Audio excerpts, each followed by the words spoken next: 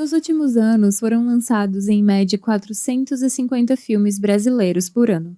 Você consegue se lembrar de 5 que tenha gostado?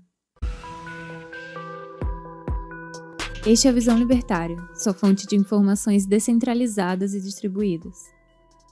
Não é novidade que o cinema brasileiro se divide basicamente em comédia global e dramas com temas repetidos em torno de miséria, fome, preconceito, bandido, ditadura e favela. De vez em quando sai um ou outro filme que ganha a aprovação do público. Contudo, no geral, os próprios brasileiros tratam o cinema nacional como perda de tempo. Primeiro, devemos entender o que significa esse tal cinema nacional. Veja bem, nenhum filme é produzido por um país. São indivíduos específicos e identificáveis que produzem, escrevem, dirigem, atuam, montam e distribuem um filme. Nenhuma dessas funções são restritas a uma ou outra nacionalidade. Então, a classificação de um filme unicamente de acordo com o país de onde ele veio ou em que ele foi gravado faz pouco sentido. Cidades como Vancouver, por exemplo, funcionam muito mais como estúdios do que como cenário. Vários filmes são gravados na cidade, mas raramente se passam nela. Mesmo assim, essa é uma classificação muito útil para identificarmos a origem geográfica e cultural do filme. Dito isso, o que vamos chamar aqui de cinema brasileiro é simplesmente o conjunto de filmes feitos por indivíduos e empresas brasileiras. Enfim, a qualidade, ou a falta dela, do cinema brasileiro pode ser atribuída a 2 elementos-chave. Um deles é ideológico e o outro é econômico, derivado da interferência estatal no mercado cultural como um todo. Vamos começar com o ideológico. Podemos decompor um filme em 2 partes: forma e conteúdo.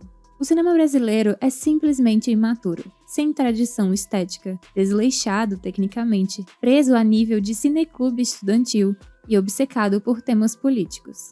O aspecto formal é basicamente técnico e sua qualidade depende de equipamento e conhecimento. Não é difícil encontrar até mesmo filmes de Hollywood com severos erros técnicos. Essa parte é difícil mesmo, e são poucos os filmes de alta precisão técnica. Esse problema não é restrito ao cinema brasileiro. O maior problema dos filmes nacionais está no conteúdo. Ele varia basicamente entre verborragia política sem sentido e uma sociologia amadora que não passa do nível de conversa de bar, a velha balela da luta de classes.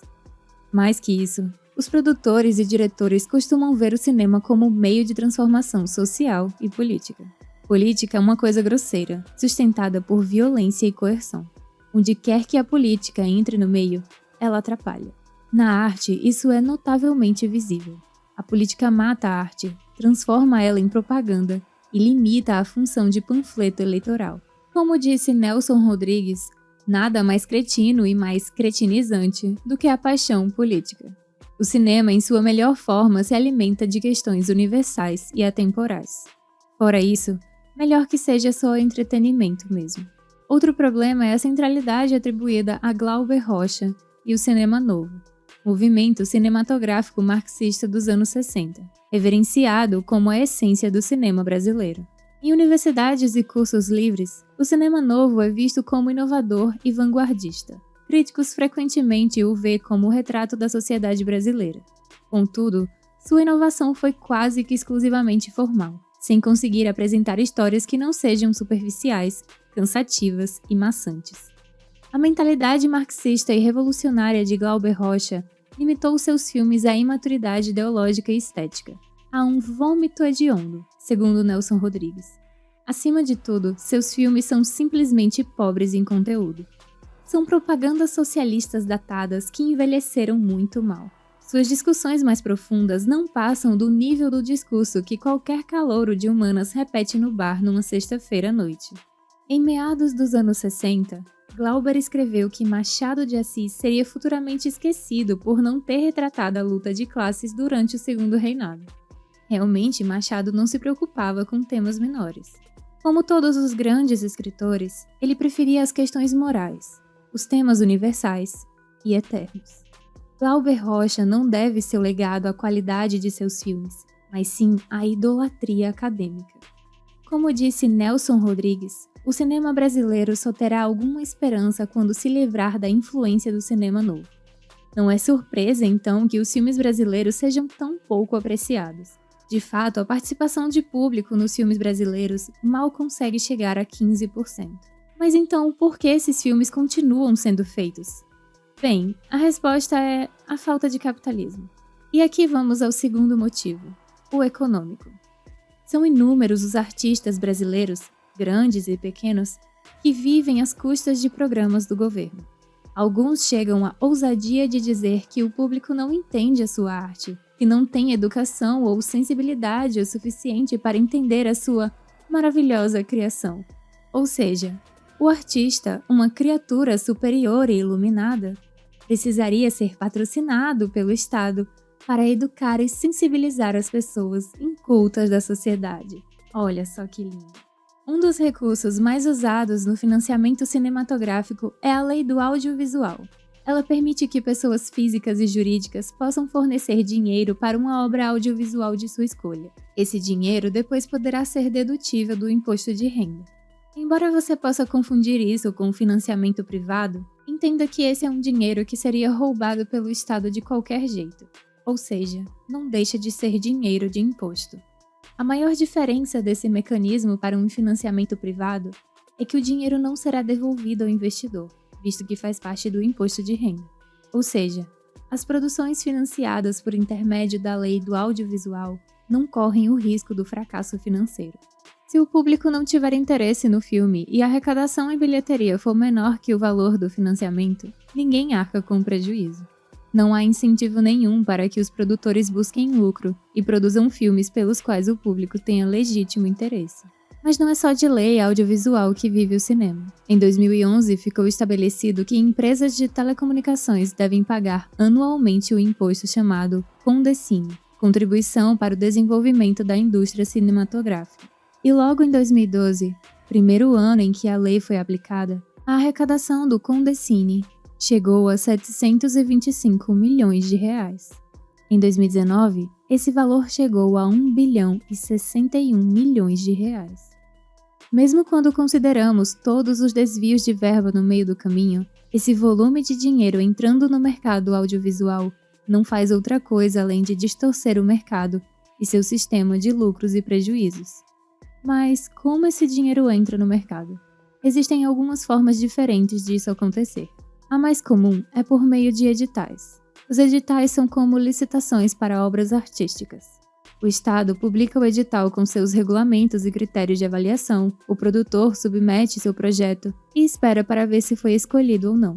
Naturalmente, a escolha desses projetos é feita por políticos, diretamente por meio das secretarias de cultura dos estados e municípios, ou indiretamente por meio de amigos de políticos em uma banca avaliadora feita para aprovar ou recusar projetos. Logicamente, aqueles produtores com mais contatos e mais disposição política serão os mais propensos a terem seus projetos aprovados. Por isso, vemos sempre a mesma panelinha de artistas com filmes em cartaz. Não é porque as pessoas gostam dos seus filmes, mas simplesmente porque o Estado tem interferência direta na oferta de filmes. Quando tudo é feito com dinheiro tirado de impostos, não há risco de prejuízo. Ou seja, não faz diferença nenhuma se as pessoas gostaram ou não do filme. E assim os produtores, diretores e roteiristas conseguem continuar fazendo panfletagem sem sofrer os dissabores do público que eles julgam ignorantes demais para entender todo o seu brilhantismo. Mas calma, isso foi só como o Estado distorce a oferta de filmes. Tem mais. O Estado também manipula a demanda. Existe uma cota de tela para cinemas do Brasil inteiro. Ela determina uma quantidade de filmes nacionais que devem ser exibidos.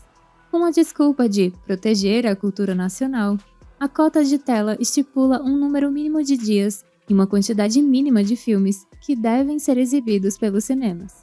É verdade que outros países como México, Argentina, Coreia do Sul e até alguns países da União Europeia também fazem a mesma coisa. Mas isso não significa que está certo ou que seja minimamente funcional. A única coisa que essa medida faz é forçar a exibição de filmes nacionais e restringir o acesso dos brasileiros a filmes estrangeiros. Poderíamos encontrar nos cinemas um leque de opções muito mais atrativos se não fosse por essa cota. É impossível dizer quais filmes seriam bem aceitos ou não. A única forma de saber é abrir o mercado e ver o que vai dar. Contudo, As cotas garantem que quem está regulando a cota de tela é quem decide o que o público pode ou não assistir. Além disso, existe a imposição de um limite máximo de salas em que um único filme pode ser exibido. Em tese, cinemas com 6 ou mais salas podem colocar o mesmo filme em, no máximo, 35% das salas de exibição. No lançamento do filme Jogos Vorazes, A Esperança, o então diretor da Ancine, Agência Nacional de Cinema, disse que essa medida deveria proteger o mercado nacional de uma ocupação predatória. Na época, o filme hollywoodiano chegou a ocupar mais de 50% das salas de cinema no Brasil. Não é à toa que os cinemas estão falindo e você não consegue ver um bom filme brasileiro. Todo o mercado cinematográfico é distorcido e manipulado. Com a exibição garantida e protegidos da concorrência, os produtores e cineastas ficam completamente livres para fazer filmes que ninguém quer ver e que ninguém gosta. Eles podem continuar com suas pautas e propagandas ideológicas em forma de filme e não sofrer os custos de desagradar o espectador. Quando até mesmo filmes de baixa qualidade, tanto em forma quanto em conteúdo, têm financiamento e exibição garantidos pelo Estado, as desvantagens caem inteiramente sobre os distribuidores e o público. Se os cinemas são forçados a exibir o que ninguém quer ver, os custos aumentam e o lucro diminui. Por consequência, os cinemas tendem a ficar menores e com menos salas, o que diminui ainda mais a quantidade e a variedade de filmes exibidos. Depois ainda tem gente que fala que a baixa popularidade do cinema nacional é por causa da falta de investimento do Estado. Se não for ignorância, é mau caratismo mesmo. O dedo podre do Estado só corrompe o mercado e a indústria cinematográfica. Somos obrigados a financiar algo que não temos interesse. Os produtores não têm motivo para pensar no interesse público. Os cinemas sofrem com a regulamentação e a diminuição do lucro. Os estabelecimentos ficam menores. Cada vez menos filmes são exibidos e o público finalmente abandona o cinema e fica em casa vendo séries. Difícil dizer como seria exatamente o cinema brasileiro em um contexto de livre mercado. O mínimo que podemos dizer é que seria muito melhor sem os tais incentivos do Estado. Obrigada por sua audiência. Esse artigo foi sugerido e escrito por Capivara Rapaz, revisado e narrado por JJ Liber. Esse vídeo foi um oferecimento de armataweb.com, cloud e serviços de data center. 100% de compromisso com a satisfação e privacidade dos clientes. Aceitamos Bitcoin? Veja o link na descrição do vídeo. Se você gostou desse vídeo, clique no ícone de curtir abaixo e compartilhe em suas redes sociais. Se você deseja ser notificado de outros vídeos, inscreva-se no canal e depois clique no ícone de campainha. Escreva artigos você também, acesse o nosso site visãolibertaria.com. Até a próxima!